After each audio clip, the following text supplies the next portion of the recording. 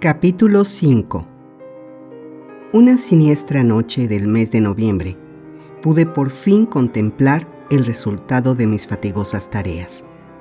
Con una ansiedad casi agónica, coloqué al alcance de mi mano el instrumental que iba a permitirme encender el brillo de la vida en la forma inerte que yacía a mis plantas. Era la 1 de la madrugada. La lluvia repiqueteaba lúgubremente en las calles y la vela que iluminaba la estancia se había consumido casi por completo. De pronto, al tenebroso fulgor de la llama mortecina, observé cómo la criatura entreabría sus ojos ambarinos y desvaídos.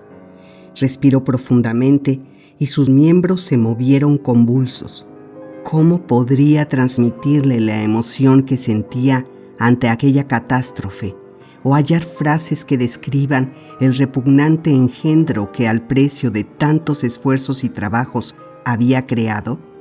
Sus miembros estaban, es cierto, bien proporcionados, y había intentado que sus rasgos no carecieran de cierta belleza. Belleza. Dios del cielo. Su piel amarillenta apenas cubría la red de músculos y vasos sanguíneos. Su cabello era largo y sedoso, sus dientes muy blancos, pero todo ello no lograba más que realzar el horror de los ojos vidriosos, cuyo color podía confundirse con el de las pálidas órbitas en las que estaban profundamente hundidos, lo que contrastaba con la arrugada piel del rostro y la rectilínea boca de negruzcos labios. Aunque muy numerosas, las alteraciones de la existencia son menos apreciables que las de los sentimientos humanos. A lo largo de 2 años, había trabajado encarnizadamente con el solo objetivo de otorgar la vida a un organismo inanimado. Para lograrlo, me había privado del necesario descanso, puesto en serio peligro mi salud, sin que ninguna moderación pudiera apaciguar mi fervor. Y sin embargo, cuando mi obra estaba ya lista, mi sueño perdía todo atractivo y una repulsión invencible se apoderaba de mí. No pudiendo soportar por más tiempo la visión del monstruo, salí precipitadamente del laboratorio. Encerrado en mi habitación, di vueltas en el lecho sin poder conciliar el sueño. Pero el caos de mi espíritu terminó por disolverse, vencido por el cansancio y acostado en la cama, todavía vestido, intenté disfrutar algunos momentos de olvido. Fue inútil. Pude dormir un poco, pero sufriendo siempre terribles pesadillas. Veía a Elizabeth, rebosante de salud, caminando por las calles de Ingolstadt. Sorprendido y jubiloso, intentaba abrazarla, pero en cuanto mis labios habían besado por primera vez los suyos, palidecía como una muerta.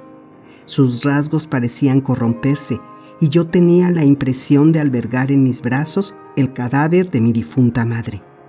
Un sudario la envolvía y veía reptar los gusanos por los dobleces de la tela. Me desperté aterrorizado. El sudor frío mojaba mi frente.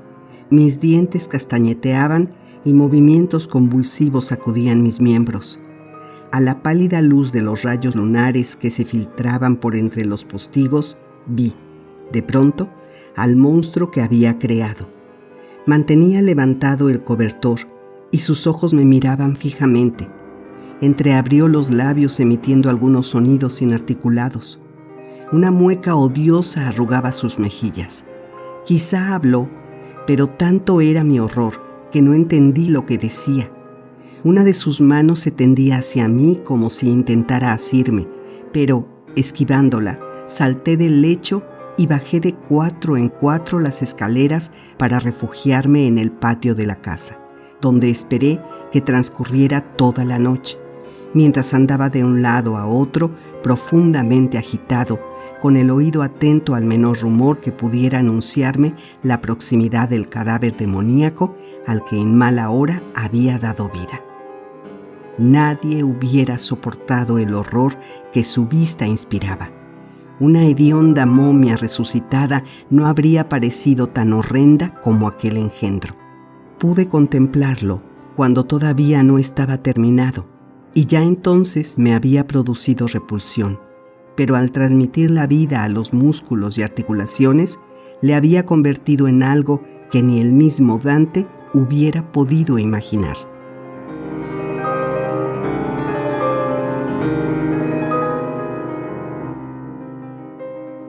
Fue una noche terrible. Mi corazón latía con tanta fuerza y rapidez que sentía sus golpes en cada una de mis arterias. De vez en cuando vacilaba bajo el peso de mi horror y mi debilidad, y junto a aquel horror, el más profundo desaliento se adueñaba de mí. Los sueños que había acunado y que durante tanto tiempo habían llenado todos mis pensamientos, se habían convertido en un verdadero infierno. Y al tener lugar el cambio con tanta rapidez, mi desilusión no conocía límites. Un amanecer gris y lluvioso llegó al fin, iluminando ante mis agotados ojos la iglesia de Ingolstadt, su blanco campanario y su reloj que marcaba las 6. El portero abrió la verja y salí del patio con paso rápido, huyendo del monstruo y del terror de verle aparecer en la esquina de todas las calles. No osé regresar a mi habitación. Por el contrario, sentía la necesidad de alejarme con la mayor celeridad posible de aquel lugar, pese a que estaba empapado, pues la lluvia caía a raudales del cielo triste y nublado. Caminé largo tiempo al azar, con la esperanza de que el ejercicio físico mitigaría el peso que oprimía mi espíritu. Recorrí las calles, sin reconocer los lugares por donde transitaba ni lo que estaba haciendo. Las angustias del terror hacían palpitar mis sienes y tembloroso, ni tan siquiera osaba mirar hacia atrás.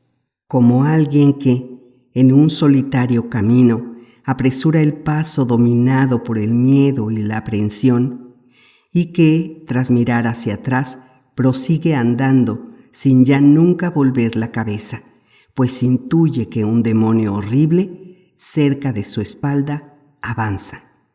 Me hallé por fin frente al albergue ante el que por lo general se detenían las diligencias y otros vehículos. Sin saber por qué, me detuve a contemplar cómo se acercaba un carruaje que descendía por la calle. Cuando estuvo cerca, pude ver que se trataba de la diligencia de Suiza, que, al poco rato, se inmovilizó cerca de donde me encontraba. Y, al abrirse la portezuela, reconocí a Henry Clerval, quien, al verme, se dirigió velozmente hacia mí. «¡Querido Frankenstein!», gritó. «¡Qué alegría!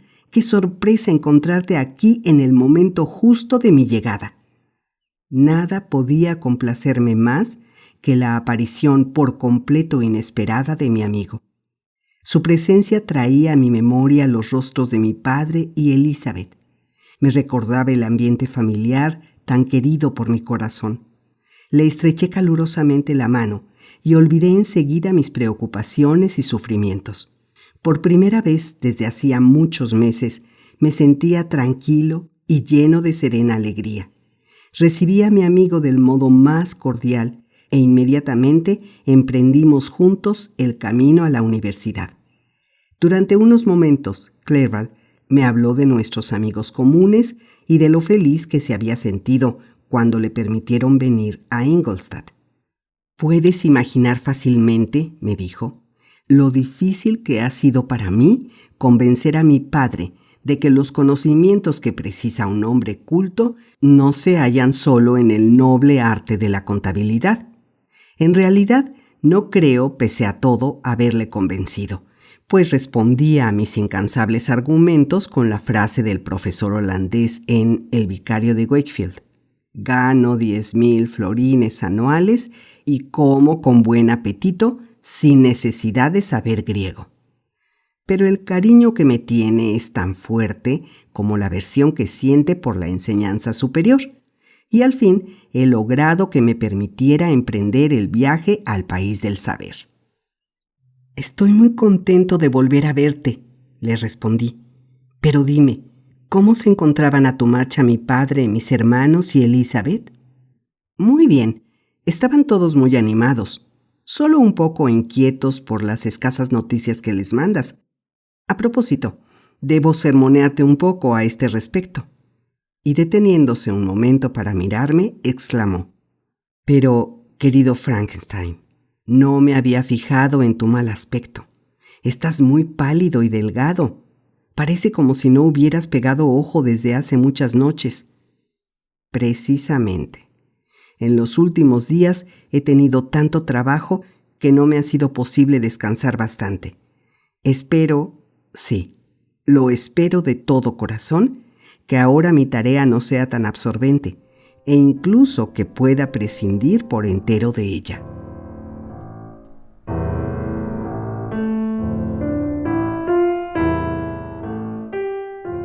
Temblaba como una hoja. No podía soportar el pensamiento y mucho menos aludir a los acontecimientos de la noche anterior. Apresuré el paso y llegamos pronto a la universidad. Temí entonces, y aquello me hizo estremecer, que la criatura que había dejado en la habitación pudiera encontrarse todavía allí, viva y en libertad. Temía verla y me aterrorizaba aún más el que Henry pudiera descubrirla. Por este motivo, supliqué a mi amigo que me esperara unos instantes al pie de la escalera y subí solo. Cuando mi mano rozó el picaporte, hice un esfuerzo para sobreponerme y permanecí inmóvil un instante mientras una corriente de hielo descendía por mi espalda. Luego, empujé con brusquedad la puerta, como uno de aquellos niños miedosos cuando imaginan que va a aparecérseles un espectro. Pero no sucedió nada. El departamento estaba vacío. El horrible ser no se encontraba tampoco en mi habitación. Apenas si pude creerlo, y cuando me hube asegurado de ello, exultando de júbilo, corrí en busca de Henry. Subimos a mi casa y el criado nos sirvió enseguida el desayuno. Casi no podía dominar la alegría que sentía. Estaba sobreexcitado hasta el extremo de que sentía hormiguear todo mi cuerpo y mi corazón latía precipitadamente. Me era imposible permanecer quieto. Saltaba por encima de las sillas, palmeaba y reía a grandes carcajadas. Henry atribuyó al comienzo tan insólita alegría al hecho de su inesperada llegada. No obstante, cuando me observó con más atención, se dio cuenta de que mis ojos lucían de un modo para él inexplicable. Sorprendido primero por el estallido de mi risa indominable, acabó por inquietarse. «Dios santo, querido Víctor, ¿qué te sucede para reír de este modo? ¿Estás realmente enfermo? ¿Qué significa todo esto?» «No quieras saberlo», grité mientras ocultaba el rostro entre mis manos, pues temí ver el aborrecible fantasma deslizándose en la estancia. «Él puede contártelo. Sálvame, sálvame, te lo ruego». Me pareció que el monstruo se aproximaba a mí. Me debatí con furia y caí al suelo víctima de una violenta crisis nerviosa. Pobre Clerval. ¿Qué debió pensar en aquel instante? El encuentro que había imaginado tan lleno de alegría se transformaba en profunda tristeza, pues perdí el conocimiento y no volví a recuperarlo sino mucho, mucho tiempo más tarde. Empezó así una fiebre maligna que había de mantenerme postrado en el lecho por espacio de varios meses. Durante aquel tiempo, solo Henry cuidó de mí. Supe más tarde que, considerando la avanzada edad de mi padre y la imposibilidad física en la que se hallaba para emprender tan largo viaje, conociendo también cuánto habría afectado a Elizabeth mi enfermedad, Clerval quiso ahorrarles tal pesadumbre y les había ocultado la gravedad de mi estado. Estaba convencido de que podría cuidarme mejor que cualquier otro y confiando en su deseo de verme sano, creyó que, lejos de obrar mal, hacía lo más conveniente para todos. En realidad, mi estado era muy grave y ciertamente solo los constantes y solícitos cuidados de mi amigo fueron capaces de devolverme a la vida. Tenía siempre ante los ojos los rasgos repulsivos del monstruo y deliraba sin cesar. Mis palabras debieron sorprender profundamente a Henry, que las atribuyó al comienzo a ensoñaciones de mi espíritu enfermo. Pero mi obstinación en volver siempre al mismo tema le convenció, por fin, de que tenían su origen en un suceso insólito y sin duda terrible. Lentamente, y pese a numerosas recaídas que inquietaron y entristecieron a mi amigo, terminé por recuperarme. Recuerdo que, cuando estuve por primera vez en condiciones de ver con cierta claridad los objetos que me rodeaban, descubrí que las hojas muertas habían desaparecido por completo y que tiernos brotes iban vistiendo los árboles que daban sombra a mi ventana. Sentí renacer en mí la alegría y el amor a la vida. Mi tristeza se fue disolviendo y pronto fui tan jovial como lo había sido antes de sucumbir a mi horrenda pasión.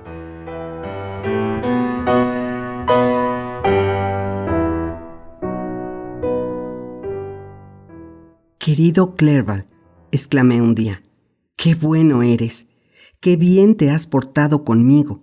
En vez de dedicar este invierno al estudio como era tu deseo, lo has pasado junto a mi lecho de enfermo. ¿Cómo podré pagarte jamás lo que has hecho? Me siento en deuda por haberte causado tales trastornos. ¿Me perdonas? ¿No es cierto? No puedo aguardar mejor premio que la satisfacción que me produciría el que dejaras de atormentarte y te recuperaras rápidamente», me respondió. «Pero, puesto que te hallo en tan buena disposición de ánimo, me permitirás sin duda que te formule una pregunta, ¿verdad?». Temblé. Una pregunta. ¿De qué podría tratarse?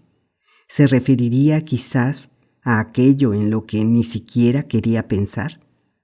«Tranquilízate», dijo Clerval al verme palidecer.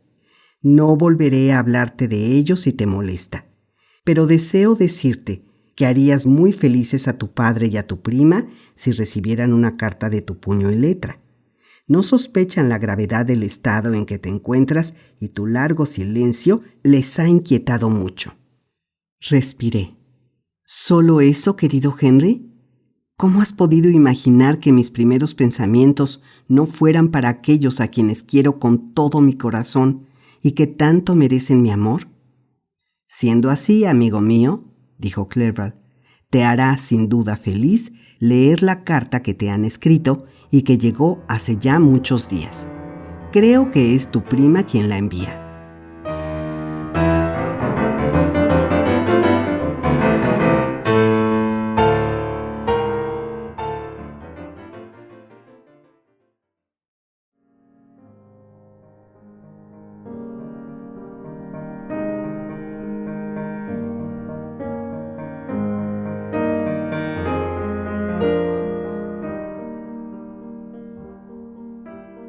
Capítulo 6. Clerval me entregó entonces la carta. En efecto, era de Elizabeth.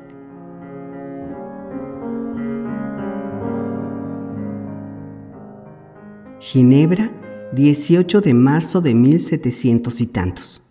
Queridísimo primo, has estado enfermo, muy enfermo, y ni siquiera las cartas que nos escribe con regularidad el buen Henry bastan para tranquilizarnos por completo.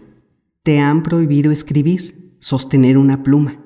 Bien, sin embargo, una sola palabra que viniera de ti mitigaría en cierto grado nuestros temores. Durante largo tiempo aguardé, un día tras otro, que el correo nos trajera noticias tuyas, y tan solo porque se lo rogué encarecidamente, mi tío no ha emprendido todavía viaje a Ingolstadt. Quería ahorrarle las fatigas y los posibles peligros que presentaba para él un viaje tan largo y fatigoso. Pero cuánto he deseado ponerme yo misma en camino. Imagino que tienes a la cabeza de tu cama a una vieja y fea enfermera, incapaz de adivinar tus deseos o de satisfacerlos con el cuidado y el cariño que en ello pondría tu pobre prima. En fin, esto pertenece ya al pasado. Clerval nos dice que tu salud mejora sensiblemente y espero con impaciencia que pronto podrás confirmarlo tú mismo. Ponte bueno enseguida y vuelve junto a nosotros. Encontrarás aquí un hogar feliz y alegre y unos seres que no han dejado de quererte tiernamente. La salud de tu padre es muy satisfactoria y no desea más que una cosa, volverte a ver pronto. Pero antes quisiera asegurarme de que ya estás bien. Esta noticia le libraría de toda preocupación. Te sorprenderá comprobar cómo ha crecido nuestro Ernesto. Tiene ya 16 años y una vitalidad desbordante. Quiere ser un buen ciudadano suizo y su sueño son las misiones diplomáticas en el extranjero. Pero no podemos resignarnos a separarnos de él, al menos hasta que su hermano mayor haya vuelto al redil. Debo decirte que la idea de que elija la carrera diplomática y viva en un país extraño, posiblemente lejano, no gusta mucho a mi tío. Pero Ernesto no ha poseído nunca tu capacidad y tu aplicación. Considera los estudios como una odiosa servidumbre que difícilmente puede soportar. Pasa todo su tiempo al aire libre, escalando colinas o remando en el lago. Siento serios temores de que caiga en la ociosidad si no cedemos y le autorizamos a seguir la carrera que ha elegido.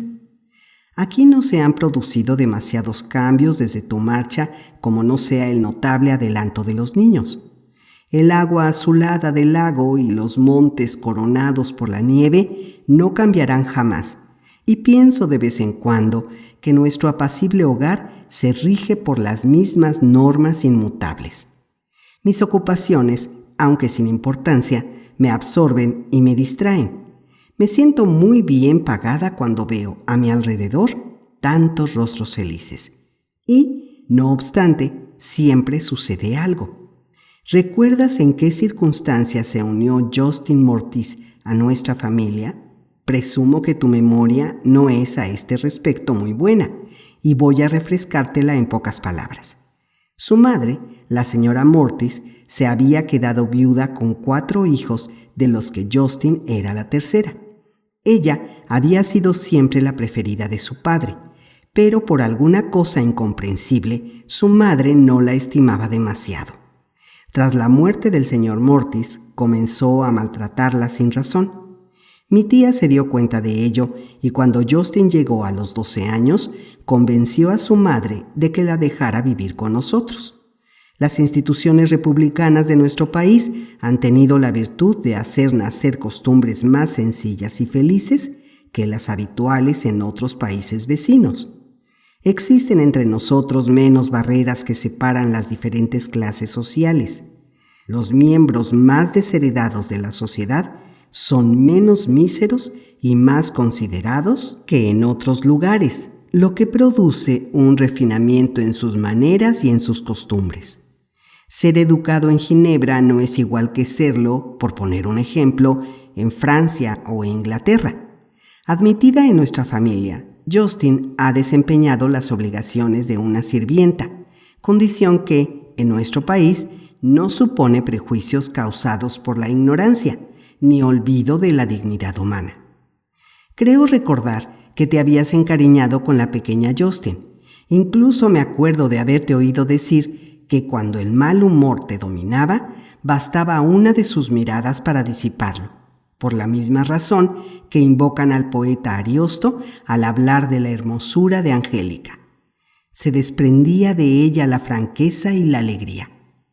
Mi tía llegó a tenerle gran cariño, y aquello le impulsó a darle una educación mucho más cuidada de lo que podía esperarse. Pronto obtuvo su recompensa. La pequeña Justin era el ser más agradecido que se pueda imaginar, aunque esto no quiera decir que se entregara sin cesar a públicas acciones de gracias. No, jamás la oí expresar su gratitud, pero era fácil leer en sus mismas miradas que amaba a su protectora hasta la adoración. Pese a que tenía un carácter juguetón y era en ciertas cosas algo aturdida, estaba siempre atenta al menor gesto de mi tía. La consideraba el modelo de todas las excelencias e incluso procuraba imitar sus ademanes y su forma de hablar, hasta el punto de que ahora ella me la recuerda muchísimo.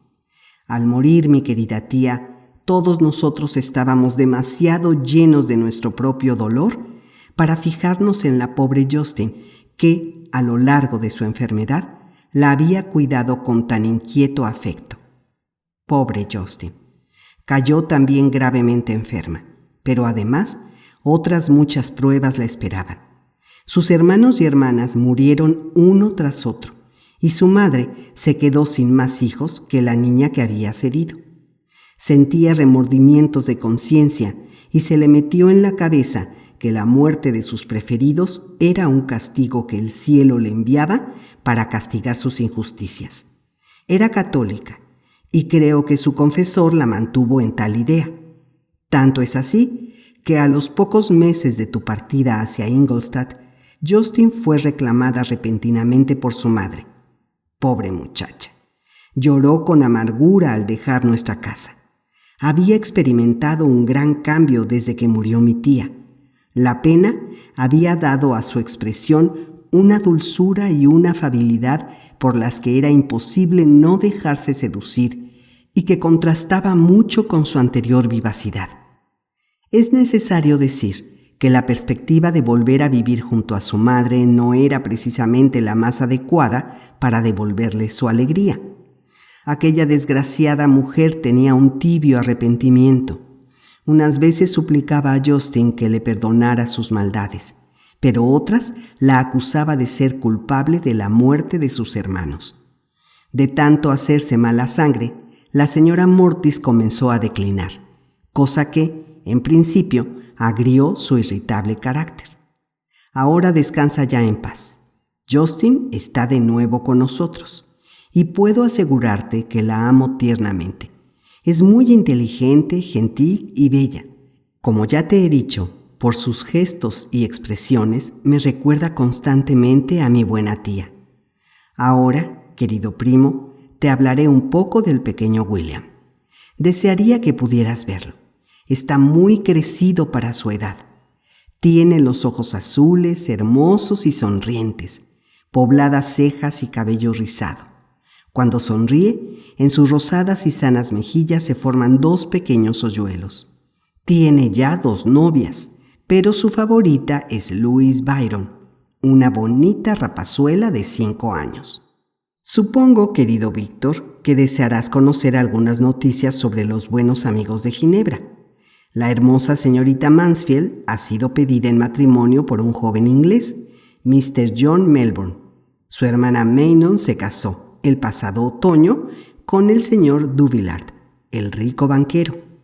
Luis Menoir, uno de tus mejores amigos, pasó por algunas dificultades posteriores a la partida de Clerval, pero las ha superado y, según me dice, está a punto de contraer matrimonio con una hermosa y dinámica francesa, la señorita Tavernier. Es viuda y mucho mayor que él, pero es muy admirada y agrada a todo el mundo. Escribirte me ha reconfortado, querido primo, pero llega ya el momento de poner punto final y las inquietudes vuelven a asaltarme. Escribe, amado Víctor, solo una línea, una palabra tuya será recibida como una auténtica bendición. 1.000.000 de gracias a Henry por su gentileza, su afecto y sus numerosas cartas. Le estamos sinceramente agradecidos.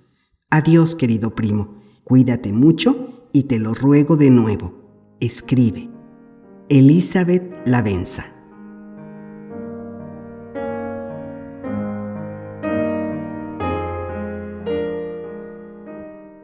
Querida Elizabeth, grité cuando hube finalizado la lectura de su carta. Voy a escribir ahora mismo para librarles de la terrible inquietud que deben sentir. Escribí, pues, pero me costó un gran trabajo y me cansé mucho. Sin embargo, mi convalecencia estaba ya en marcha y se desarrollaba con toda normalidad, afortunadamente. 15 días más tarde, estuve en condiciones de abandonar mi habitación. La primera cosa que hice, cuando pude salir a la calle, fue presentar a Clerval a los distintos profesores de la universidad.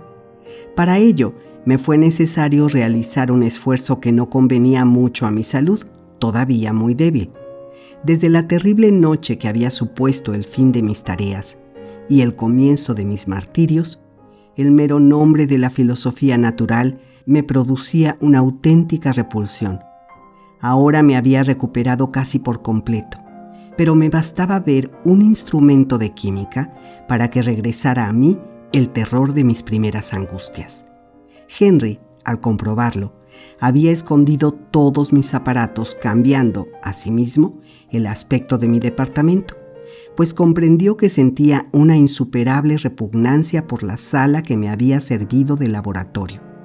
Pese a todas esas precauciones, sufrí una gran agitación cuando tuve que ponerme frente a mis profesores. El señor Waldman me produjo un sufrimiento insoportable al alabar calurosamente los adelantos que había realizado en las ciencias. Debió notar que esto me molestaba e, ignorando los motivos de mi actitud, lo atribuyó sin duda a la modestia, abandonando por ello las referencias a mi aplicación para limitarse a la ciencia, creyendo que así podría interesarme. ¿Qué hacer? Él pretendía ayudarme y no conseguía más que aumentar mis tormentos. No me hubiera sentido peor si el señor Waldman hubiese expuesto minuciosamente ante mí los instrumentos que me habían infligido las peores torturas.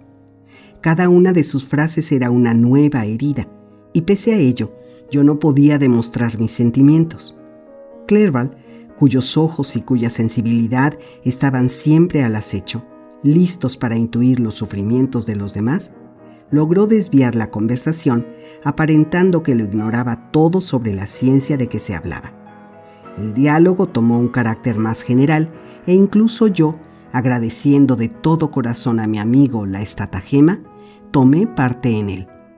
Yo sabía la curiosidad que le embargaba, pese a que nunca intentó arrancarme mi secreto. Sentía por él una atracción infinita, hecha de afecto y estima. Sin embargo, jamás me atrevería a confesarle el repulsivo suceso que a menudo volvía a mi memoria, ya que tenía el convencimiento de que, revelándolo a otro, no haría sino aumentar su horror.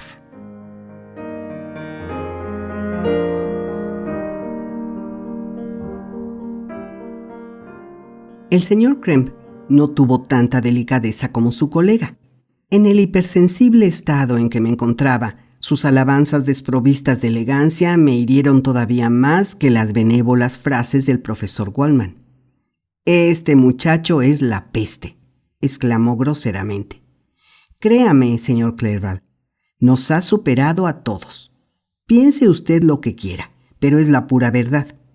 Este chiquillo, que no hace mucho tiempo creía todavía en Cornelius Agripa, como en la Santa Biblia, este mismo chiquillo ha alcanzado el pináculo más elevado de la universidad. Y si no nos desprendemos pronto de él, terminará por darnos a todos sopas con honda. Sí, señor», prosiguió observando mi rostro, que revelaba sin duda la tortura a que estaba sometido. «El señor Frankenstein es modesto, y esa es una magnífica cualidad en un joven. Todos debieran tenerla. ¿No es cierto, señor Clerval?» «Sí, también yo he sido joven, pero la juventud es algo que pasa muy deprisa». El señor Kremp comenzó entonces un brillante panegírico de su propia persona, cosa que al menos tuvo la virtud de alejarlo del tema que tan penoso me resultaba. Clerval no compartió nunca mi afición por las ciencias naturales, y sus estudios eran muy distintos de aquellos a los que yo me había consagrado. Vino a la universidad con la intención de estudiar lenguas orientales, puesto que ello le permitiría llevar a cabo el plan de vida que se había trazado. Decidido a no encerrarse en una carrera sin gloria, se volvió hacia el oriente, tierra en la que su alma aventurera encontraría campo abonado para la acción. El persa, el árabe y el sánscrito lo seducían poderosamente y no le fue difícil persuadirme de que siguiera sus mismos estudios. Nunca había podido soportar la inactividad. Y ahora, cuando mi espíritu deseaba evadirse y me horrorizaban mis antiguos experimentos, encontré un gran consuelo convirtiéndome en el condiscípulo de mi amigo. No solo hallé en las obras de los orientalistas materias para instruirme, sino también un eficaz consuelo. No intentaba, como Henry, penetrar en aquellas nuevas disciplinas con fines prácticos, sino que deseaba tan solo distraerme. Estudiaba los textos con el único objeto de hallar su significado, y ello bastaba para recompensar, ampliamente mis esfuerzos. El carácter melodioso de aquellos idiomas les confería un cierto poder apaciguador, y las alegrías que me dispensaron elevaron mi espíritu a un nivel que nunca había alcanzado al estudiar los autores de nuestros países occidentales. Cuando se examinan los escritos de Oriente, la vida parece un Edén lleno de rosas y bañado incesantemente por el sol.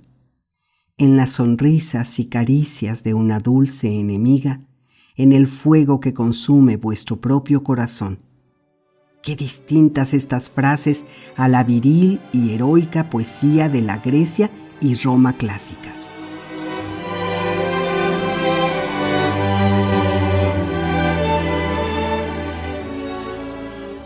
Así pasó el verano. Mi regreso a Ginebra había sido fijado para fines de otoño, pero distintos inconvenientes me retrasaron y pronto llegó el invierno y con él la nieve. Los caminos estaban impracticables y tuve que dejar mi viaje para la siguiente primavera.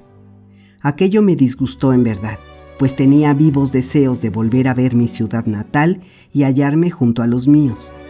Debo reconocer, sin embargo, que el motivo principal de mi retraso era el desasosiego que me producía el dejar a mi amigo Clerval en una ciudad desconocida para él, antes de que hubiera podido encontrar suficientes relaciones. Pasamos, no obstante, un invierno agradable, y aunque la primavera se retrasó mucho, compensó la tardanza de su aparición con un tiempo excepcionalmente bueno.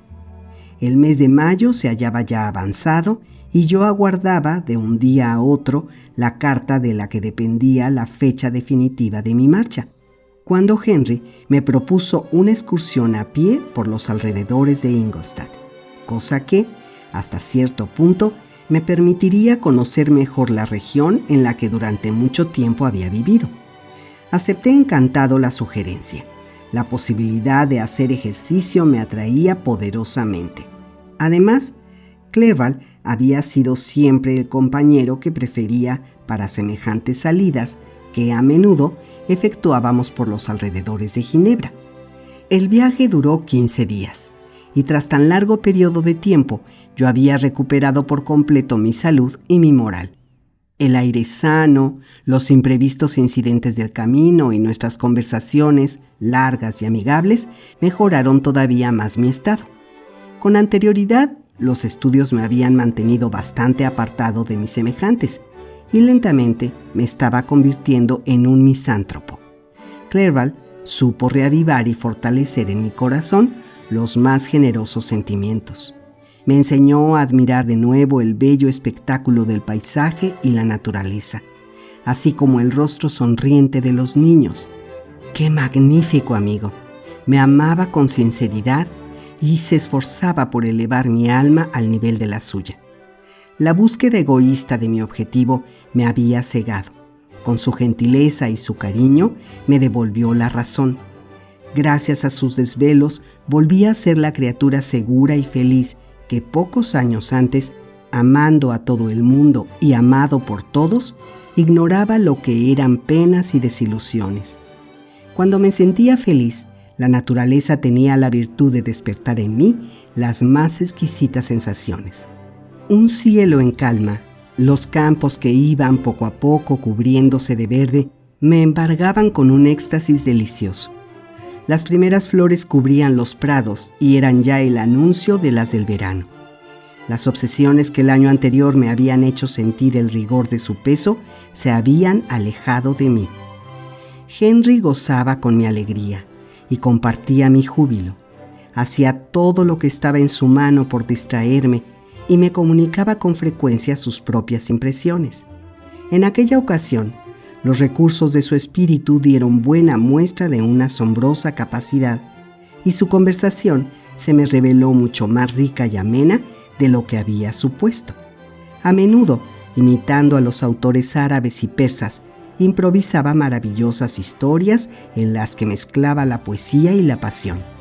A veces también recitaba mis poemas favoritos o me arrastraba a discusiones en las que demostraba una gran vivacidad de espíritu. Regresamos a la universidad un domingo por la tarde. Los campesinos danzaban y la gente que se cruzaba en nuestro camino parecía contenta y feliz. Incluso yo me sentía lleno de exuberancias y me abandonaba sin rubor a la alegría e hilaridad generales.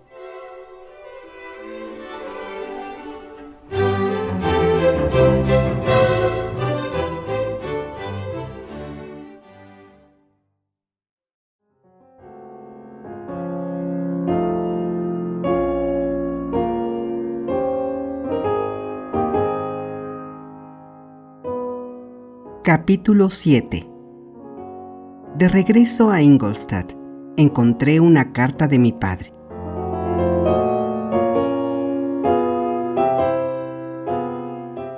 Ginebra, 12 de mayo de 1700 y tantos. Querido Víctor, aguardaba sin duda con impaciencia mis noticias. Mi primera intención fue escribirte unas pocas líneas para enterarte del día en que pensábamos verte llegar. Sin embargo, y pensándolo bien, me he convencido de que haciéndolo así, cometería contigo una inútil crueldad. Ciertamente grande hubiera sido tu sorpresa cuando, esperando ser recibido con júbilo y felicidad, hallaras una casa sumida en el llanto y el dolor. Ah, querido Víctor, ¿cómo comunicarte la terrible desgracia que ha caído sobre nosotros? El tiempo que has permanecido ausente no puede haberte vuelto indiferente a nuestras penas y nuestras alegrías. ¿Por qué es, pues, necesario que, tras tan dilatada separación, inflija a mi hijo esta pena? Desearía poder prepararte para que recibieras mejor la terrible nueva, pero sé que es imposible. Puedo ver ya cómo tus ojos recorren con celeridad las líneas buscando las palabras que te revelarán la dolorosa noticia. William ha muerto. Aquel ángel de dulzura, cuya sonrisa caldeaba y llenaba de gozo mi anciano corazón, William, alegre y cariñoso a un tiempo, ha sido asesinado. No trataré de consolarte. Me limitaré a narrarte las circunstancias en las que se produjo tan terrible tragedia. El pasado jueves, día 7 de mayo, tus dos hermanos menores, mi sobrina y yo, fuimos a dar un paseo por Plainpalais. La tarde era magnífica, tranquila y templada, por lo que nos alejamos más de lo habitual. Cuando nos dispusimos a regresar, comenzaba a anochecer. Entonces nos dimos cuenta de que William y Ernesto, que corrían por delante de nosotros, habían desaparecido de nuestra vista. Nos sentamos en un banco esperando que regresaran. Ernesto llegó enseguida y nos preguntó si habíamos visto a su hermano. Nos dijo que habían estado jugando juntos, que William se había ocultado y que tras haberlo estado buscando inútilmente, él se había decidido a regresar a nuestro lado. Esto nos intranquilizó mucho. Estuvimos buscándolo de nuevo hasta que la noche hubo caído por completo. Entonces, Elizabeth sugirió la posibilidad de que el niño hubiera regresado solo a casa. Pero tampoco allí pudimos encontrarle. Volvimos a los lugares que ya habíamos registrado, provistos ahora de antorchas, puesto que no hubiera podido descansar un solo momento, sabiendo que nuestro querido chiquillo se había extraviado y estaba, indefenso, expuesto al frío y a la humedad de la noche. Elizabeth se hallaba también muy inquieta. Por fin, alrededor de las 5 de la madrugada, encontré al pequeño, que el día anterior respiraba todavía lleno de vida y salud, tendido sobre la hierba, pálido e inanimado, con la garganta cruzada por las huellas de los dedos asesinos. Le trasladamos a casa. Adivinando la terrible noticia por el dolor que mi rostro traslucía, Elizabeth quiso ver el cadáver. Traté de disuadirla, pero, como seguía insistiendo, tuve por fin que permitirle entrar en la habitación donde reposaba. Lo examinó detenidamente, se fijó en su garganta y retorciéndose las manos exclamó: «Dios mío, han matado a mi amado chiquillo». Perdió el conocimiento y nos costó mucho reanimarla, pero cuando volvió en sí, fue tan solo para lamentarse con amargas lágrimas. Me dijo que la noche anterior William le había pedido que lo dejara llevar una cadenita con una valiosa miniatura, recuerdo de su madre. La joya había desaparecido. No cabía duda de que este fue el móvil que empujó al criminal a cometer su despreciable asesinato. Hasta el día de hoy no hemos podido encontrar ninguna pista, pero la investigación prosigue sin descanso. Lamentablemente, esto no podrá devolver la vida a nuestro pequeño William. Regresa pronto, querido Víctor. Solo tu presencia podrá consolar a Elizabeth. La infeliz muchacha no cesa de llorar acusándose, injustamente, de ser culpable de la atroz tragedia, con unas palabras que me destrozan el corazón. Somos muy desgraciados. ¿No es esta una razón suficiente para que vengas a traernos el consuelo de tu presencia? Agradezco a Dios, Víctor, el no haber permitido que tu madre viviera para ser testigo de la horrible muerte que han dado al más joven de sus hijos. Regresa, Víctor, y no albergues pensamientos de venganza para con el infame asesino. Llena tu corazón de paz y cariño para ayudarnos a curar nuestras heridas en vez de enconarlas todavía más. Reúnete con nosotros en la casa enlutada, hijo mío, pero hazlo con dulzura y afecto para aquellos que te quieren, y no traigas contigo el odio a tus enemigos. Tu apesadumbrado padre que te ama, Alfonso Frankenstein.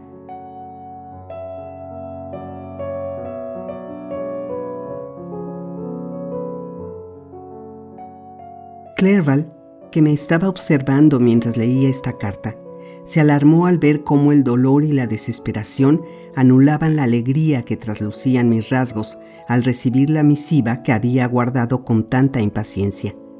La abandoné sobre una mesa y oculté el rostro entre mis manos. «Mi querido Frankenstein», exclamó al ver mis lágrimas de dolor. «¿Es preciso que seas siempre tan desgraciado? Cuéntame, amigo mío, ¿qué es lo que te ha sucedido?». Le indiqué por signos que leyera la carta, mientras, presa de la mayor desesperación, paseaba de un lado a otro de la estancia. A medida que iba avanzando en su lectura, fue comprendiendo mi desgracia y las lágrimas resbalaron también por las mejillas de mi amigo. «Por desgracia no puedo ofrecerte ningún consuelo», dijo. «Esta desdicha es irreparable. ¿Qué piensas hacer ahora?». «Regresar de inmediato a Ginebra. Acompáñame, Henry. Alquilaremos algunos caballos». Mientras andábamos, Clerval trató de dirigirme algunas palabras consoladoras sin lograr expresarme más que su sincera amistad. «Pobre, pobre William», decía. «Aquel alegre y simpático chiquillo duerme ahora con los ángeles. Quienes lo conocimos gozoso y lleno de vivacidad, no podemos sino lamentar tan horrenda muerte. Morir de esta manera. Notar en la garganta la fatal opresión de los dedos asesinos. Los dedos de un hombre doblemente criminal, puesto que ha cegado la vida del pequeño en la flor de su edad y radiante inocencia. Pobre niño, tan solo le queda un consuelo: sus amigos. Quienes le quisieron lloran apesadumbrados mientras él ha alcanzado ya el eterno descanso. Nunca conocerá la angustia. Sus penas terminaron para siempre. La tierra húmeda y fría cubrirá su gracioso cuerpo, pero no sufrirá. Por lo tanto, no debemos sentir piedad por él, puesto que es mejor reservarla para los desgraciados que le han sobrevivido y lloran con amargura». Así habló Clerval mientras andábamos por las calles de Ingolstadt. Sus palabras se grabaron en mi alma y pude recordarlas más tarde en mi triste soledad.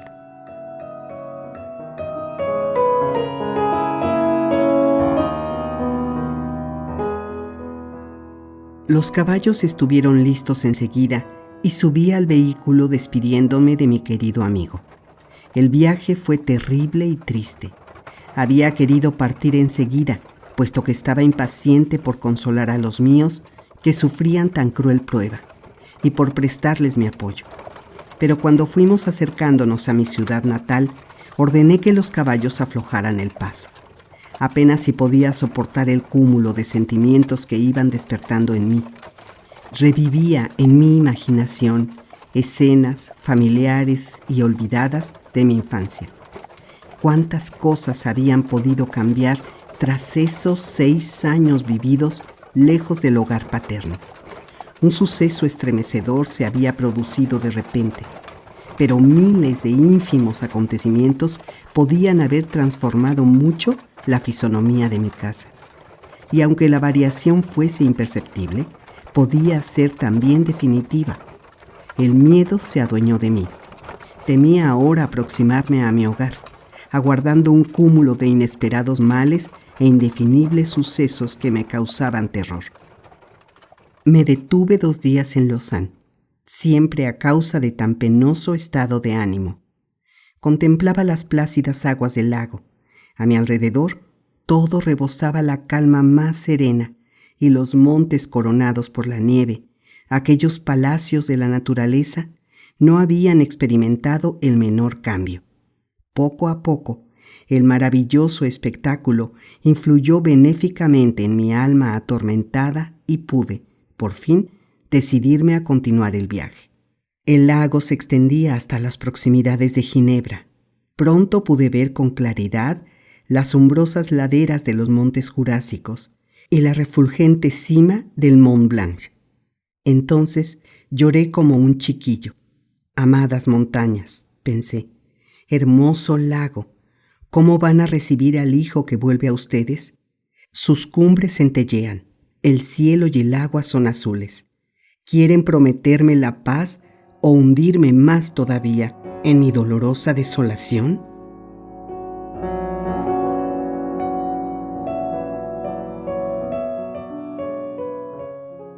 Temo, amigo mío, que le resulte enojosa la relación de todos estos preliminares. Los días estuvieron, pese a todo, llenos de relativa felicidad y casi puedo experimentar cierto placer al evocarlos. Mi tierra, mi hermosa y querida tierra. ¿Quién que no haya nacido sobre su amado suelo puede sentir el placer que yo experimentaba al hallar de nuevo sus montañas y en especial su maravilloso lago? Sin embargo, a medida que iba acercándome a la casa de mi padre, la pena y el temor volvieron a atenazarme. Anochecía y cuando apenas se distinguía la silueta de las montañas, me sentí todavía más miserable. El paisaje nocturno se me presentaba como la escena y el decorado para una maléfica representación. Sentí, de repente, la oscura sensación de que estaba condenado a ser la más desgraciada de las criaturas humanas.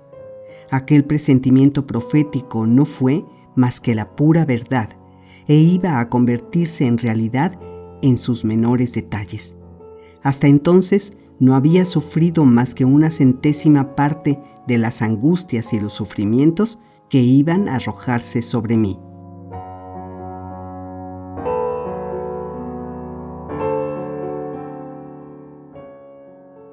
La noche había caído por entero cuando llegué a los aledaños de Ginebra. Las puertas de la ciudad estaban cerradas y tuve que pasar la noche en Sexron, villorrio situado a una media legua de la capital. El cielo se hallaba sereno, y como no me creía capaz de descansar lo más mínimo, me dispuse a visitar el lugar donde el infeliz William había sido asesinado. Al no poder atravesar Ginebra, me vi constreñido a cruzar en barca el lago para llegar a Plainpalais. Durante el breve recorrido, contemplé cómo los relámpagos trazaban sus hermosas figuras sobre la cima del Mont Blanc.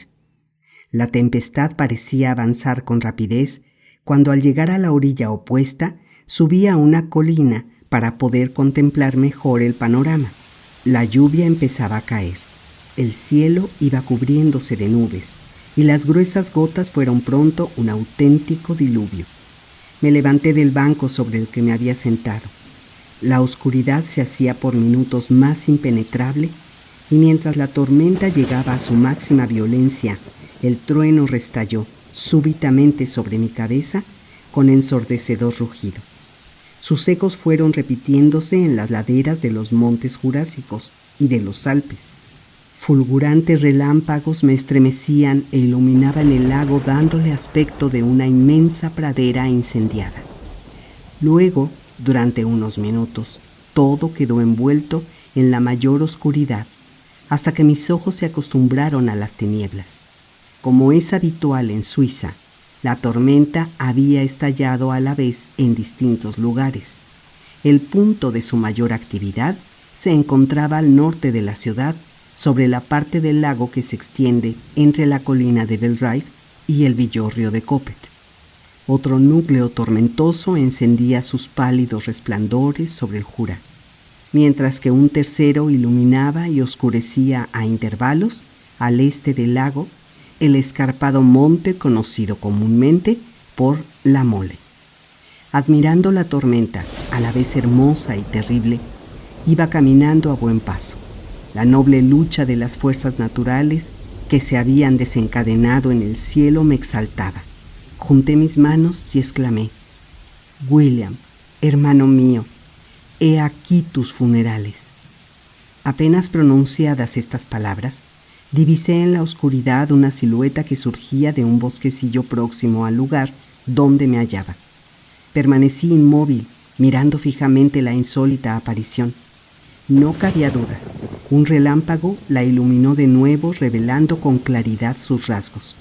Su gigantesca estatura, lo deforme de su cuerpo, mucho más horrendo que todo lo que existe en la naturaleza, me demostraron al instante que se trataba del repulsivo y miserable demonio a quien yo había creado y hecho vivir.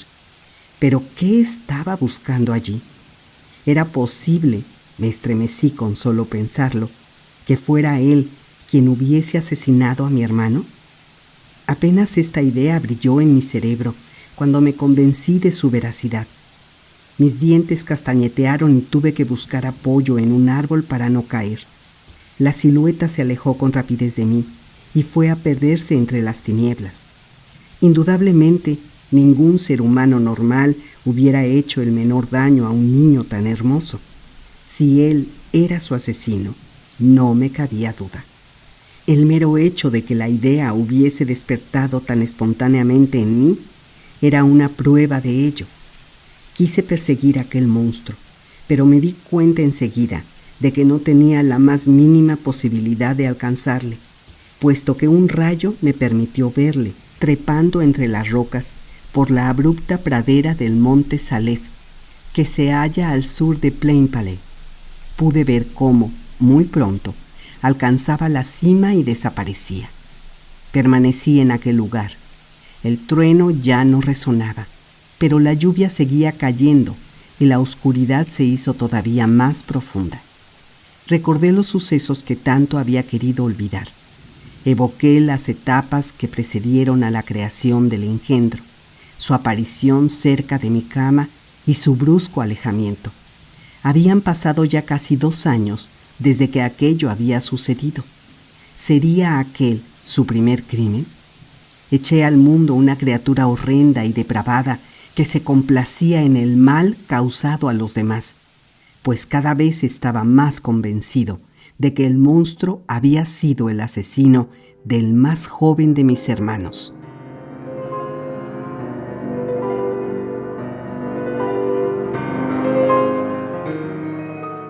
No tengo palabras para expresar la angustia que sufrí en el transcurso de aquella siniestra noche. Permanecí a la intemperie, calado hasta los huesos y tiritando de frío, pero mi espíritu, rebosante de escenas llenas de horror y desesperación, me hacía insensible al mal tiempo. En mis divagaciones, consideraba a aquel engendro con el que había afligido a la humanidad, a aquel ser repulsivo, al que involuntariamente había concedido el poder de cometer los actos más horrendos, como el reciente asesinato de mi hermano.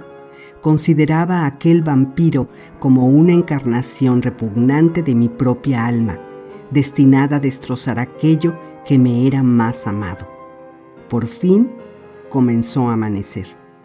Me puse en camino hacia la ciudad, cuyas puertas debían estar abiertas ya, y me dirigí al hogar de mi padre.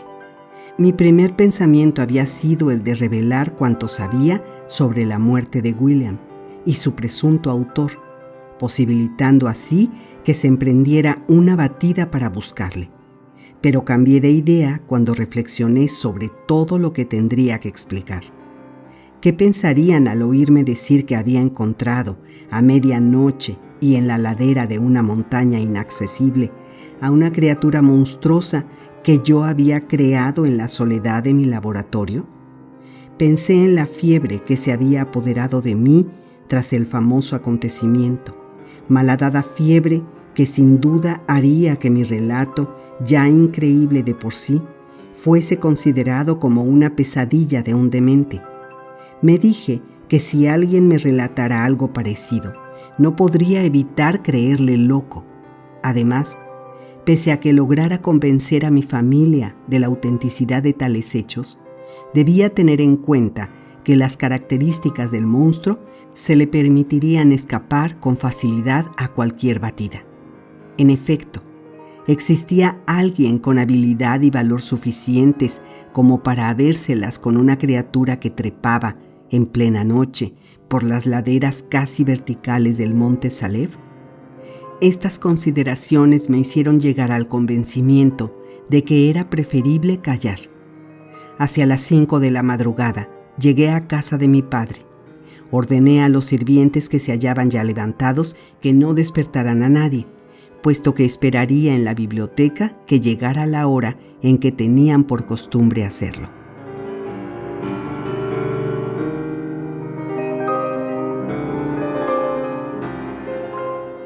Aquellos 6 años habían transcurrido como un sueño interrumpido bruscamente por el horrendo drama. Me encontraba en la estancia donde mi padre me había abrazado por última vez, antes de mi partida hacia Ingolstadt. Querido y venerado padre, por fortuna, Dios había querido conservármelo. Contemplé la pintura colgada sobre el hogar. Había sido encargada expresamente por el autor de mis días y representaba a Carolina Beaufort, mi madre, postrada en actitud de desesperación ante el féretro de su padre. Su indumentaria era rústica y la palidez cubría sus mejillas. Sin embargo, emanaba de su figura un aire de dignidad, una belleza que impedía incluso sentir piedad. Apoyada en el cuadro, una miniatura de William me arrancó, en cuanto la vi, ardientes lágrimas. En aquel momento entró Ernesto. Había oído el ruido producido por mi llegada y se vistió con la mayor celeridad para acudir a darme la bienvenida. Me comunicó la alegría que experimentaba al verme de nuevo, pero sus palabras estaban llenas de tristeza. «Sé bienvenido, querido Víctor», dijo. «Lamento que tu llegada no se haya adelantado unos meses. Entonces nos hubieras encontrado viviendo gozosos y felices. Pero ahora vienes a compartir un dolor que nada podrá aliviar.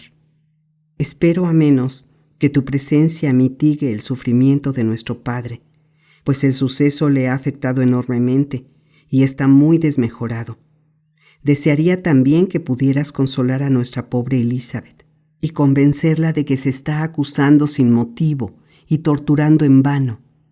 Pobre William, le queríamos tanto y estábamos todos tan orgullosos de él». Las lágrimas resbalaban abundantes por sus mejillas y se apoderó de mí una mortal desesperación. Hasta entonces, la tristeza de los míos había llegado a mí solo de una forma abstracta. La realidad me afectó como si se tratara de un desastre nuevo y no menos terrible.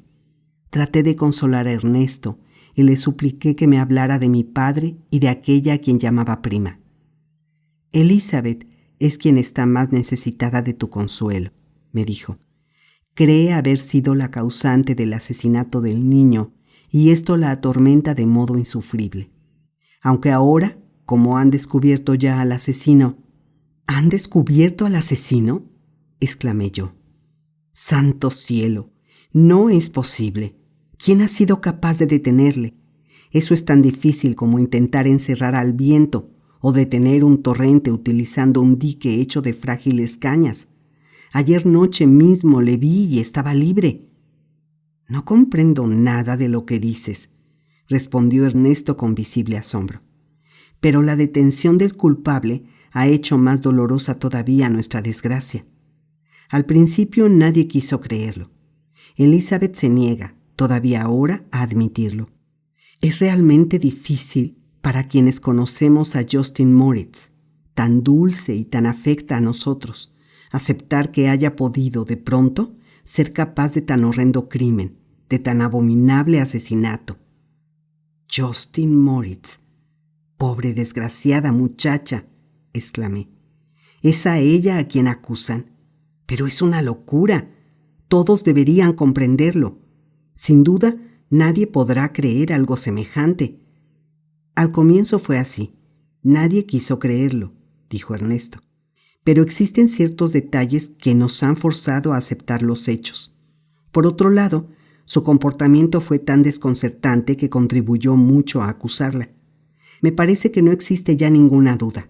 Además, será juzgada hoy mismo y podrás convencerte con tus propios ojos. Me explicó cómo, la madrugada en que descubrieron el cadáver del infeliz William, Justin se había encontrado mal y se había visto obligada a guardar cama durante algunos días. Poco tiempo después, mientras una sirvienta ponía en orden los vestidos que la muchacha llevaba el día del crimen, había hallado casualmente en un bolsillo la miniatura representando a la madre de Elizabeth, cuyo robo parecía ser el móvil del asesinato. La sirvienta en cuestión había enseñado su descubrimiento a otra muchacha del servicio, que sin comunicárnoslo, entregó la miniatura en el despacho del juez. Luego, como es lógico, Justin fue detenida, y cuando supo de qué se le acusaba, la pobre infeliz pareció llena de la mayor confusión, lo que no hizo sino incrementar las sospechas que habían caído sobre ella. Todo aquello me pareció muy extraño, y Ernesto no logró hacer vacilar mi convicción. Respondí enfurecido. Pero están equivocados. Yo sé quién es el auténtico asesino. Justin, pobre muchacha, es ajena por completo a ello. En aquel preciso instante, mi padre entró en la biblioteca. Advertí cómo la pena había hecho mella en sus rasgos. Pese a todo, trató de recibirme con cierta jovialidad y tras haber cambiado nuestros entristecidos saludos, él hubiera iniciado, sin duda, un tema distinto del que nos había absorbido hasta aquel instante si Ernesto no hubiese observado.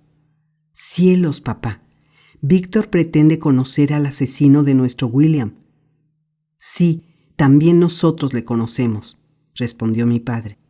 Mejor hubiera sido no salir nunca de mi ignorancia que verme constreñido a saber que tal depravación e ingratitud podían ocultarse en alguien a quien yo tanto estimaba. Querido padre, dije, estás en un error. Justin es inocente. Si no es cierto, hijo mío, lo que deseo con todo mi corazón, Dios quiera que no la consideren culpable. Hoy mismo será juzgada y espero, sí, espero con todas mis fuerzas que saldrá absuelta.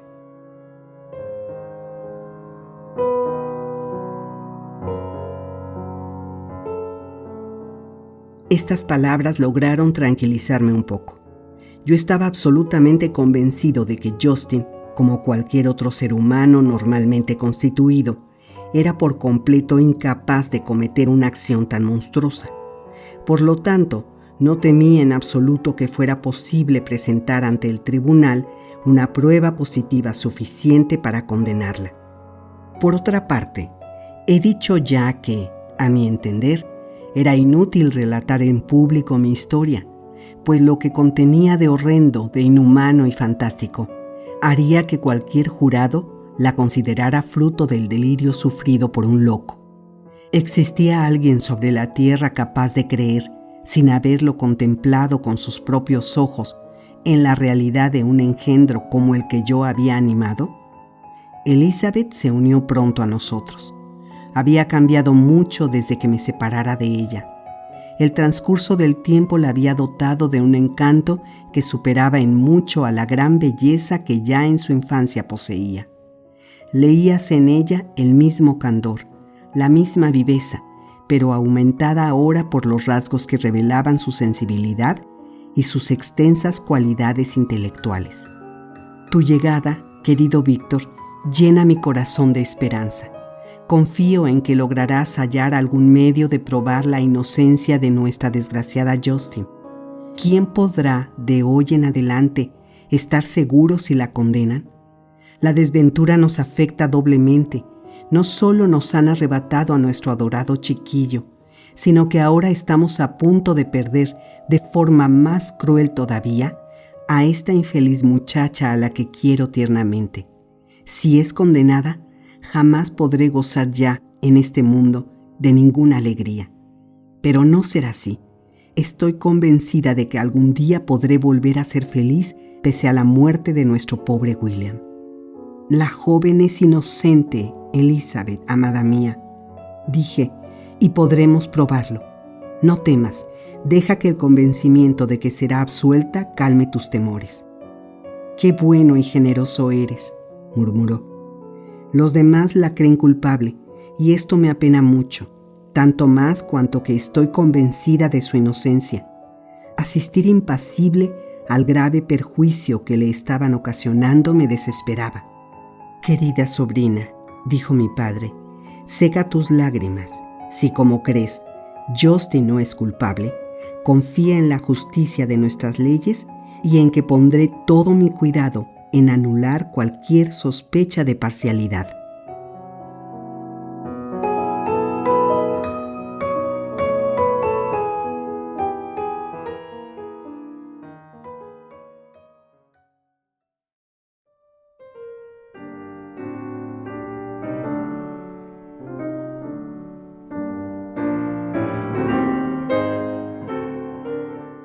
Capítulo 8. Vivimos algunas horas penosas mientras aguardábamos la apertura del tribunal, señalada para las 11 de la mañana. Mi padre y los restantes miembros de la familia estaban citados como testigos y yo les acompañaría. Durante el transcurso de aquella parodia de justicia sufrí un verdadero calvario. Iba a decidirse en aquella sala si mi curiosidad científica y mis impíos experimentos habían tenido como consecuencia la muerte de 2 seres humanos. La de un encantador chiquillo, lleno de alegría e inocencia, era ya irremediable. La segunda, más abominable si cabe, puesto que se añadirían a ella los indelebles estigmas de una inmerecida condena, estaba a punto de producirse. Justin era una buena muchacha. Tenía unas cualidades que le hubieran proporcionado una vida feliz, y tan hermoso porvenir estaba ahora en peligro de perderse, encerrado por toda la eternidad en una ignominiosa tumba. Y yo era el culpable de ello. Hubiera preferido 1000 veces ser acusado del crimen que imputaban a Justin, pero no podía culparme de ello, puesto que el día del hecho yo estaba en Ingolstadt y, por otro lado, si confesaba la verdad, mis palabras se considerarían fruto de la pesadilla de un alienado y no podrían lograr la absolución de la infeliz que iba a pagar por mi crimen. Justin hizo su entrada tranquila y digna. Vestía de luto y sus facciones, ya de por sí atractivas, resultaban más seductoras todavía, resaltadas por la graciosa solemnidad de su porte. Parecía confiar en que su inocencia sería, por fin, reconocida. Ni un estremecimiento la traicionó, pese a que todos la miraban y miles de personas maldecían su nombre, pues la simpatía que su hermosura hubiera despertado en otras circunstancias era ahogada en el espíritu de los espectadores por la magnitud del crimen cuya culpabilidad parecía recaer sobre ella. Aparentaba una serenidad que era a todas luces ficticia y motivada por el hecho de que, si su aturdimiento y desconcierto al enterarse del crimen de que era acusada los consideraron indicios de su culpabilidad, Había decidido mantener una actitud de confianza y valor. Al ocupar el asiento en el banco de los acusados, recorrió con su mirada la sala y al descubrir el lugar donde nos encontrábamos, sus ojos se cubrieron de lágrimas, pero logró dominarse y con un ademán de cariñosa pesadumbre pareció afirmarnos su inocencia.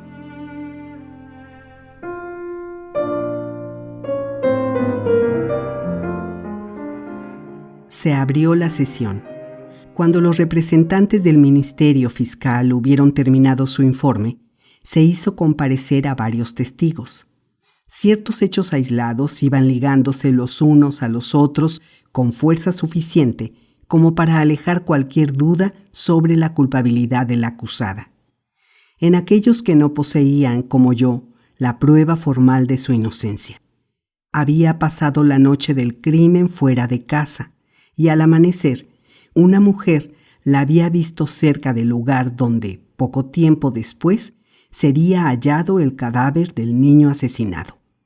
La mujer le había preguntado lo que estaba haciendo allí y la acusada, con una extraña luz en sus ojos, había murmurado algunos vocablos ininteligibles.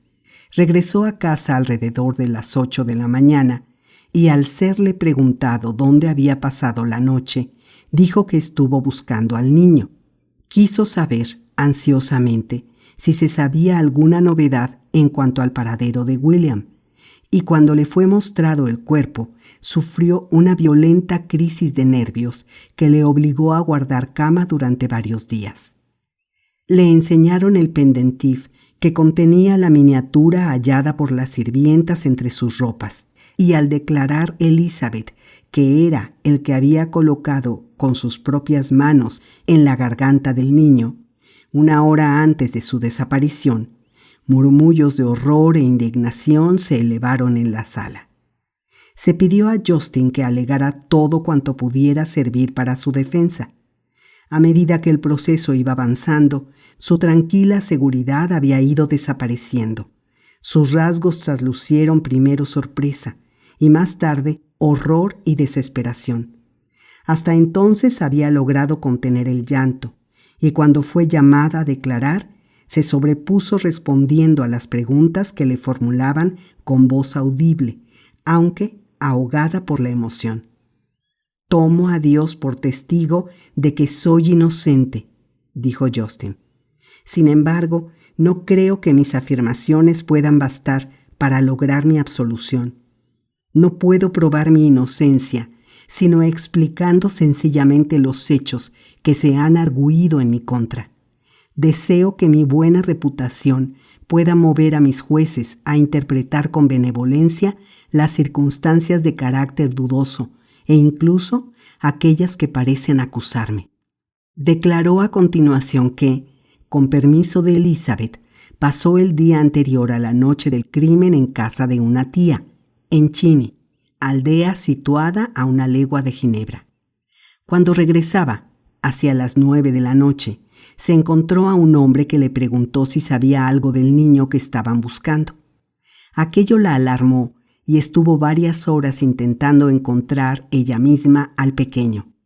Las puertas de Ginebra se cierran a una determinada hora y por ello tuvo que buscar cobijo cercano a una casa cuyos dueños la conocían bien y a quienes no había querido despertar. Permaneció mucho tiempo sin poder conciliar el sueño, pero finalmente acabó durmiéndose. Algún tiempo después, la desveló un rumor de pasos que la sobresaltó mucho.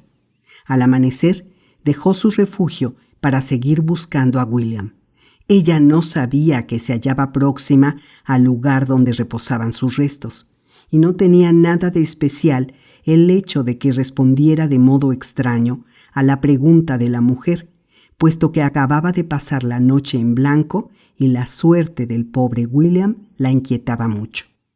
En lo referente al pendentif, no explicaba cómo habían podido hallarlo en sus ropas. «Sé que este hallazgo parece culparme inequívocamente», prosiguió la desgraciada, «pero me siento incapaz de explicar cómo llegó a mi poder la miniatura. Ignoro cuánto a esto se refiere. No puedo hacer sino algunas conjeturas sobre la manera en que el pendentif pudo ser introducido en mi bolsillo. Pero también en ese punto se me presenta un dilema. No creo que nadie me odie al extremo de causarme tan enorme perjuicio. ¿Fue acaso el mismo asesino quien puso la miniatura entre mis ropas? No consigo imaginar la manera como pudo hacerlo. Y además, aunque pudiera conseguirlo, ¿por qué iba a desprenderse de una joya que acababa de robar? Confío mi suerte al recto proceder de mis jueces, prosiguió, porque no puedo conservar motivo alguno de esperanza. Solicito que los testigos acrediten mi reputación y, si sus palabras no son suficientes para alejar de mí la acusación, en verdad no esperaré ya salvación, pese a que mi esperanza está fundamentada en mi absoluta inocencia.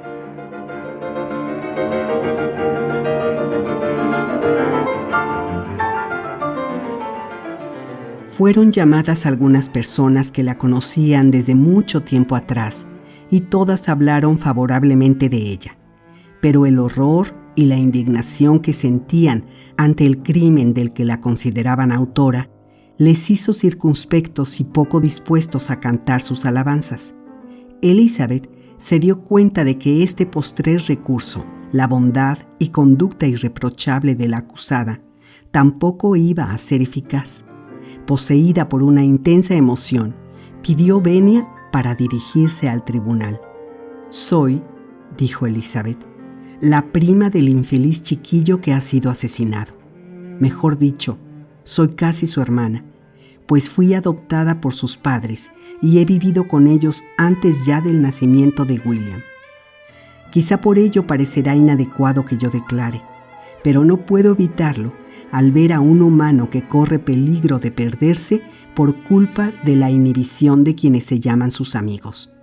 Solicito que se me permita declarar para atestiguar también yo lo que sé del carácter y la conducta de la acusada. La conozco íntimamente. Por 2 veces he vivido bajo el mismo techo. La primera a lo largo de 5 años, la segunda durante casi 2. En todo este tiempo se ha mostrado la más amable, buena y agradecida de las criaturas. Ella fue quien cuidó a la señora Frankenstein, mi tía, cuando cayó víctima de la enfermedad que nos la arrebató, y dio pruebas del mayor cariño y devoción. Luego tuvo que atender a su propia madre, también enferma, que murió poco después. Lo hizo con una abnegación que dejó admirados a todos los que la conocíamos. Fallecida su madre, regresó a nuestro hogar, en donde se ha granjeado el cariño de toda la familia. Sentía especial predilección por el niño asesinado y le atendía como si se tratara de la madre más amorosa. Por mi parte, creo innecesario decir que, a pesar de todas las pruebas que parecen acusarla, tengo una infinita fe en su inocencia. Era inútil que llevara a cabo tan horrendo crimen, puesto que de haberlo deseado, solo con pedirle la joya, la hubiera obtenido. La quería tanto que se la hubiera regalado de buen grado. Un rubor aprobatorio recibió el sencillo y valiente parlamento de mi prima, pero se dirigía más a ella, por su vigorosa defensa, que a la desgraciada Jocelyn, contra quien se volcó la ira del público que la acusaba, con renovada virulencia de la mayor ingratitud. Ardientes lágrimas habían resbalado por las mejillas de la muchacha mientras escuchaba la declaración de Elizabeth, pero no respondió a ella. A lo largo de todo el juicio, mi nerviosismo y mi angustia fueron indescriptibles. La sabía inocente, estaba convencido de ello. Era posible que el monstruo que había matado, no lo dudé ni un segundo, a mi propio hermano, hubiera comprometido en su diabólica maldad la inocencia de una muchacha que ahora se veía hundida en la ignominia. El horror de la situación me era insoportable, y cuando las reacciones del público y la fisonomía de los jueces me hicieron comprender que mi inocente víctima estaba perdida, abandoné, enloquecido, el tribunal. Los sufrimientos de la desgraciada no igualaban a los míos. A ella la sostenía su inocencia, mientras yo me retorcía bajo los furiosos embates de un remordimiento que me atenazaba sin querer abandonar su presa.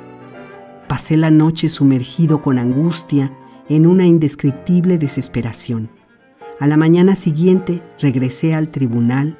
Mi boca y garganta estaban resecas y no me atrevía a formular la pregunta fatal.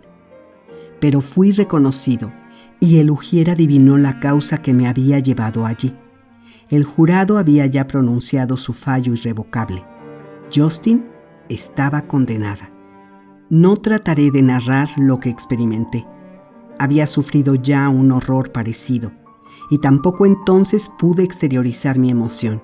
No existen palabras con la fuerza suficiente para contener lo que pasaba en mi interior. El funcionario añadió que, finalmente, Justin se había reconocido culpable. Era absurdo que se empeñara en negar algo tan claro, precisó. Aunque ninguno de nuestros jueces sea capaz de condenar a un delincuente con simples pruebas circunstanciales, pese a que sean muy convincentes. La noticia era extraña e inesperada. ¿Qué significaba? ¿Acaso me había engañado la vista durante la tormenta de aquella noche? ¿O es que estaba en realidad tan loco como hubieran creído todos de haber revelado la horrenda naturaleza del ser a quien yo consideraba culpable?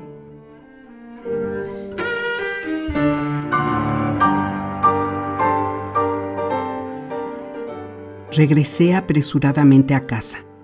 Elizabeth me estaba esperando con febril impaciencia para preguntarme cuál había sido la sentencia.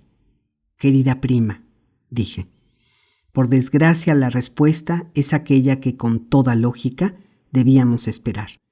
Los jueces prefieren castigar a 10 inocentes antes de que escape un culpable. Pero hay algo peor. Justin ha confesado.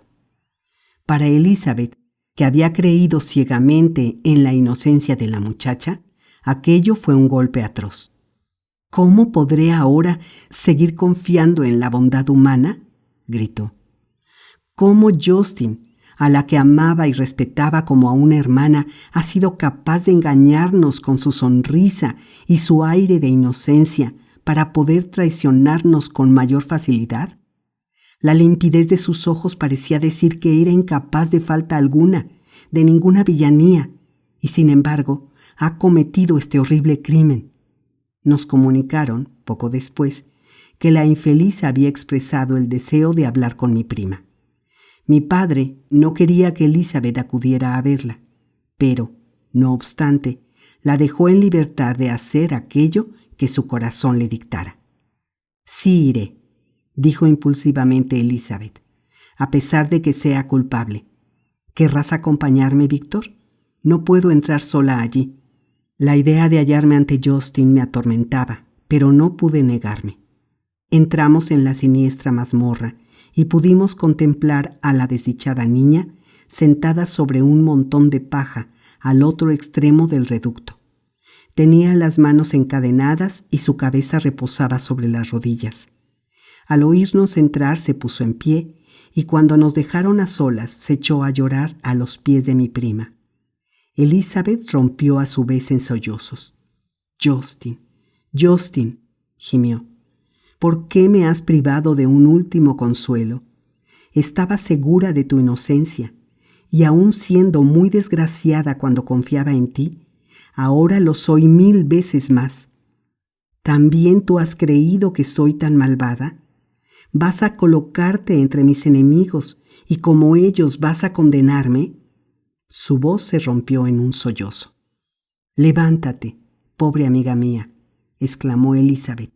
«¿Por qué te arrodillas si eres inocente? No estoy con tus enemigos. En contra de todas las evidencias, no quise creer que eres culpable. Pero, ¿acaso tú misma no te has acusado? Ahora das a entender que la declaración del tribunal es falsa. Créeme, Justin querida, solo tus palabras podían quebrar la fe que había depositado en ti. He confesado, es cierto, pero he mentido. He confesado para poder lograr la absolución, y en estos momentos la mentira abruma mi conciencia más angustiosamente que todas las faltas que haya podido cometer. Dios me perdone. Tras oír la condena, el confesor no ha hecho otra cosa que torturarme, hasta tal punto que casi me han convencido de que soy el ser monstruoso que creen ver en mí. Me ha amenazado con la excomunión y además con las penas eternas del infierno si seguía persistiendo en ser inocente. Querida, nadie estaba a mi lado para defenderme. Todos me miraban como a una perdida, condenada a la ignominia y a la muerte. ¿Qué podía hacer? En un instante de desesperación he transigido, he aceptado mentir y me siento más desgraciada que nunca. Cayó con la voz enronquecida por los sollozos. Pasados unos momentos continuó. Mi dulce amiga, me decía horrorizada que ahora creerías a Justin, a quien tanto había querido tu tía y a quien tanto ayudabas tú, un ser odioso, alguien capaz de perpetrar un asesinato tan horrendo que nadie sino el diablo en persona hubiera osado cometer. Querido William, querido pequeño mío, pronto me reuniré contigo y ambos seremos felices en el cielo. Este pensamiento será el único que logre consolarme en el instante de mi muerte. Perdóname, Justin, exclamó Elizabeth. Perdóname que por un momento haya dudado de tu inocencia. ¿Por qué confesaste? Pero no te atormentes más, querida niña. No temas. Proclamaré tu inocencia. La probaré. Con mis sollozos y súplicas ablandaré los duros corazones de tus enemigos. No morirás.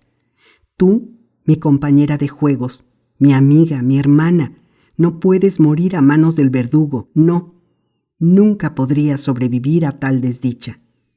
Justin inclinó tristemente su cabeza. Morir no me asusta, dijo. He dejado ya atrás esta angustia. Dios me ha dado el valor necesario para sobrellevar mis penas. Dejaré un mundo de pesar y amargura. Si dices que pensarás en mí y me recordarás como alguien a quien condenaron injustamente, aceptaré resignada la suerte que me espera. Aprende de mí, querida, la sumisión sin rebeldía a los designios del cielo. Mientras tenía lugar esta conmovedora conversación, me había retirado a un rincón de la mazmorra sin poder dominar la terrible angustia que se había apoderado de mí. Desesperación. ¿Quién puede hablar de desesperación? Aquella infeliz víctima de las leyes humanas que a la mañana siguiente iba a cruzar la tenebrosa frontera que divide la vida y la muerte, no experimentaba, como yo, la amarga agonía de un sufrimiento irremediable. Mis mandíbulas hacían rechinar los dientes. Un sollozo salido del fondo de mi corazón se escapó de entre mis labios. Justin, sobresaltada al escucharlo, me reconoció y dijo: «Querido señor, qué bondadoso ha sido usted viniendo a verme. Espero que no crea tampoco en mi culpabilidad». Transido, como me hallaba, por la más dolorosa emoción, no fui capaz de responderle. «No, Justin», dijo Elizabeth. «Él está más convencido aún que yo de tu inocencia. Ni siquiera cuando le han enterado de tu confesión ha querido considerarte culpable». «Cuánto se lo agradezco. En estos últimos momentos de mi vida siento una enorme gratitud hacia aquellos que me juzgan bondadosamente. Qué dulce es, para una infeliz como yo, contar todavía con algunos afectos. Ellos me consuelan de mis sufrimientos y ahora siento que puedo morir tranquila, puesto que tú, querida amiga, reconoces mi inocencia al igual que tu primo». La pobre niña intentaba así darnos consuelo y consolarse ella misma, y yo, el auténtico asesino, el responsable de todas aquellas desgracias, sentía agitarse en mi pecho el remordimiento que, a lo largo de toda mi vida, aniquilaría cualquier esperanza y consuelo. Elizabeth lloraba sintiéndose también muy desgraciada, pero su dolor era el de la inocencia, como una nube que oscurece al pasar un instante la luna, pero que no logra apagar su fulgor. En mí, la angustia y la desesperación habían llegado a lo más hondo.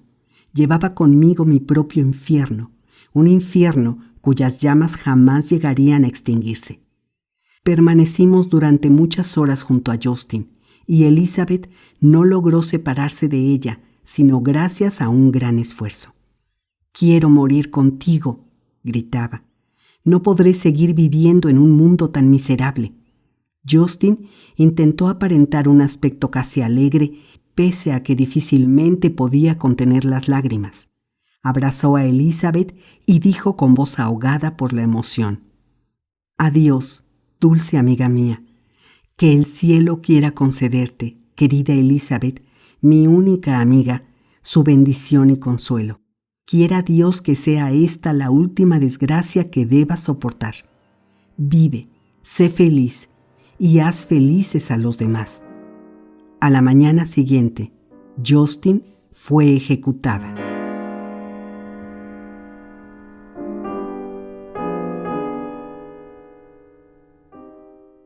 La conmovedora elocuencia de Elizabeth no pudo convencer a los jueces ni lograr que volvieran sobre su decisión.